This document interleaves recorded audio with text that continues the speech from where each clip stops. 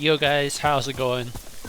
Welcome back to the channel. So in today's video, we're going to be benchmarking more of Ghost of Tsushima on PC, running with my overclocked MSI Vanguard RTX 5090 graphics card and Ryzen 9 9950X3D CPU. So firstly, as always, I'll start off by showing you the graphics settings really quickly. So currently we are running a render resolution of 3040 by 2160 on my 4K 144 Hz display. HDR is enabled if you wait 2 or 3 days for that to process on YouTube. We're not using upscaling, so native 4K, anti-aliasing is set to DLSS, no frame generation, and as for the advanced graphics settings, everything is ultra high, very high preset with everything fully maxed out, and vignetting turned off.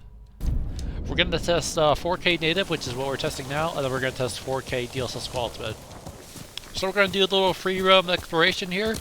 I haven't played this title in a short little while, maybe it's been about a month or so, so I have to kind of get reaccustomed to the gameplay after playing some of these other similar titles like Black Myth Wukong, what else was there, Assassin's Creed Shadows, which are kind of similar in some aspects, the controls are a little bit different. And then what was the other game? Can't think of it, but there's another one. It's just like Black Myth Wukong that I've been playing. It has similar show me your skill combat style. But we'll get started with this little standoff battle, and I hope you guys enjoyed the show.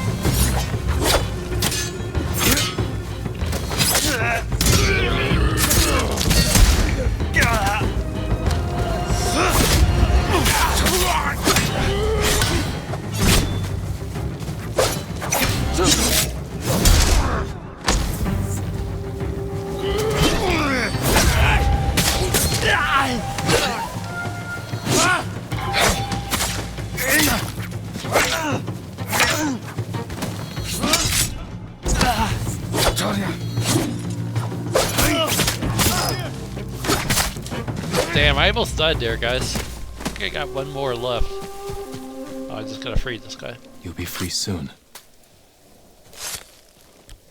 But yeah, see, that's what happens with me. When I don't play a game Find somewhere often safe. enough, Be careful, my lord. I get a little bit rusty with the gameplay combat. Alright, let's get back on the horse.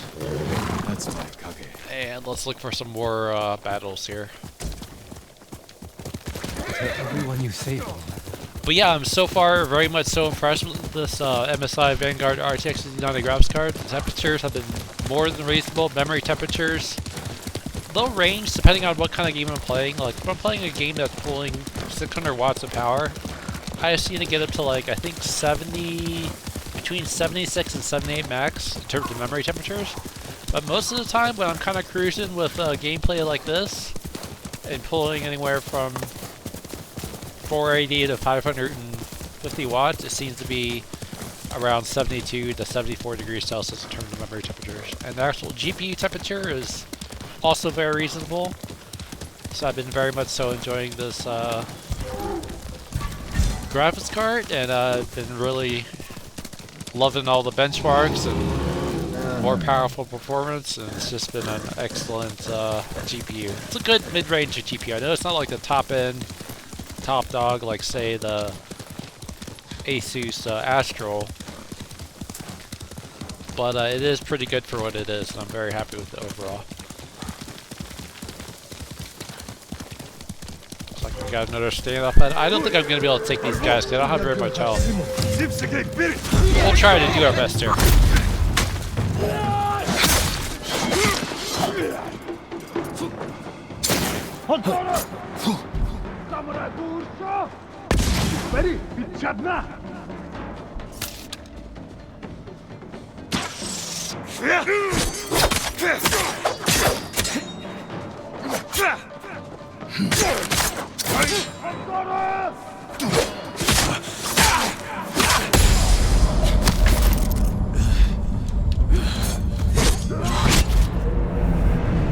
Damn, that totally blinded me, but I had a pretty good effort there, even though I had no health.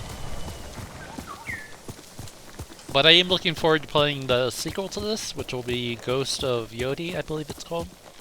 And I will be playing on the PlayStation 5 Pro. I think in October is when it comes out. I originally thought it was August or September, but no, it's actually October, so we still have another 2 more months until we get to play that. But I'll be looking forward to playing that. Hopefully it'll be a nice experience. And then in the future, when they do release it on PC, it'll be another way to play the game on the ultimate hardware setup, 5090 and modern CPU. But that'll be in the near future. I'm assuming that'll probably be another year or more, so we'll see how long that takes.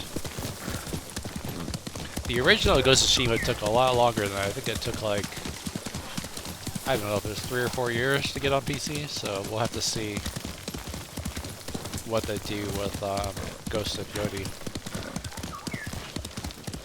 But I always enjoy coming back to this title just to kind of also appreciate the visuals and the environments and nature and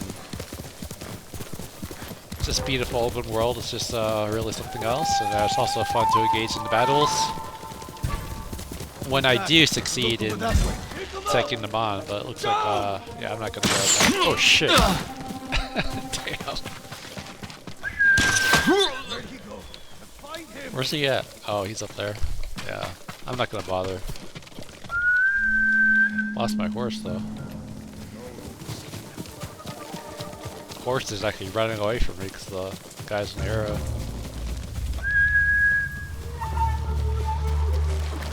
Maybe he wants some water. Not sure. Well, it looks like 4K with native resolution. We are averaging 103 FPS, 1% low sitting at 75. Max FPS of 113. Alright, so now for the next half of the video, we're going to enable upscaling. We're going to use DLSS quality modes. We'll go ahead and apply that setting here. Reset the afterburner. And now we got some rainfall. I'm not sure if that'll make any difference here, but we'll see how 4K DLSS quality mode runs. I personally like, in terms of lighting, I like the effects where it's like nighttime, sunrise, sunset. When it's kind of like muggy like this and rainy, sometimes it doesn't look too good. It looks a little bit overcast. Okay, I'm not gonna go there, guys. No thanks. There's just no way. I don't have enough health to take on a bunch of enemies like that. I could probably take on these guys over here though.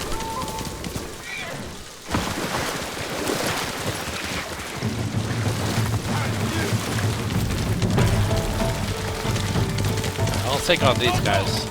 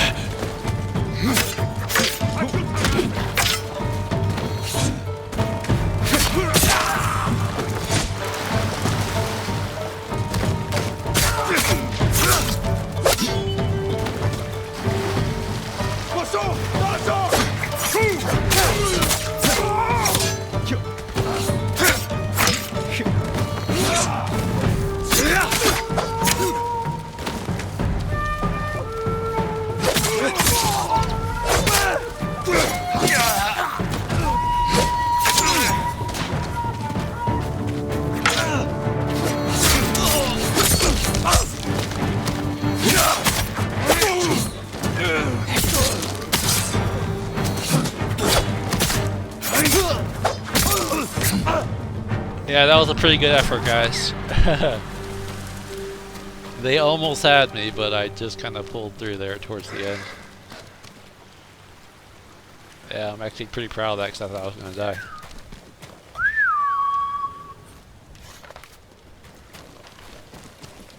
Gotta look for my white horse, though. Where you at, horse? Yeah, that was pretty good. I'm actually pretty happy with that.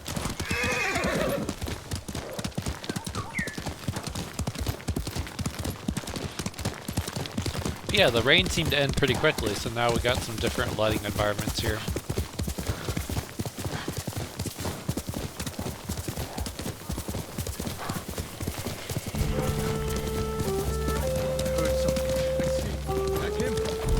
yeah, the music, the way it changes when you get into combat is also really good. It's just a really good overall game. The ambience, the music, the lighting, the effects, the world, it really does stand out from a lot of other games I play. Straw Hat mercenaries were seen in the area. Well, it looks like 4K DLSS quality mode, we're averaging 137 FPS, 1% low sitting at 82, max FPS of 150. So I do notice when you use, anytime you use DLSS, whether it's frame generation or DLSS upscaling, it does seem to bring down the 1% lows, but it does also increase the average and max FPS. So it's kind of like a trade-off sometimes when you use DLSS. Frame generation I'm usually most against using unless I have to, like for say Cyberpunk 2077. But most of the time I prefer either DLSS quality mode or native resolution rendering when possible, at least on the 5090 graphics card, which does have more than enough power to run a lot of games natively at say 4K, but some of these other games, more modern titles that use like path tracing and other advanced graphics effects, oh shit, they definitely require upscaling. Send your best warrior. Alright, we'll finish off with this last battle here.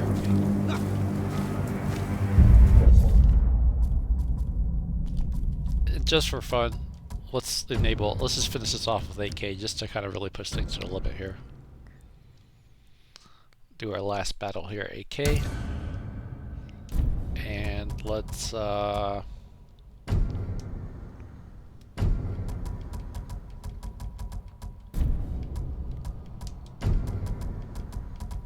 turn off DLSS quality, so we'll do native 8K here. Alright. We will drink over. Get down! I'll kill you!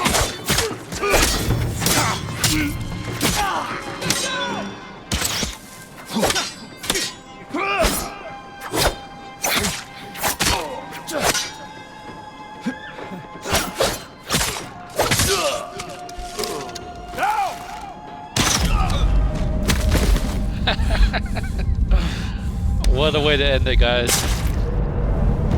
I shot an arrow, he shot an arrow, he died, I died. So 8K native, averaging around 39 to 40 FPS, 1% low sitting at 30, maxed up is a 42. And just very briefly, so we have both settings tested here, let's enable upscaling at 8K here. And this is just a very quick end of video benchmark here to see a couple different settings here. And 8K DLSS quality mode seems to average 72 FPS. And then the 1% lows seem to be at around 50 to 49. Anyways guys, I just wanted to record a little bit more of Ghost of Tsushima on PC. If you did enjoy the video, do give this video a like. And if you want to see more content like this, more RTX 5090 game benchmarks on my Ryzen 9 9950X 3D CPU, feel free to subscribe. Thanks for watching, appreciate all the support, and I will see you guys soon enough for another video benchmark, and thank you for tuning in, and see you guys around. Peace out.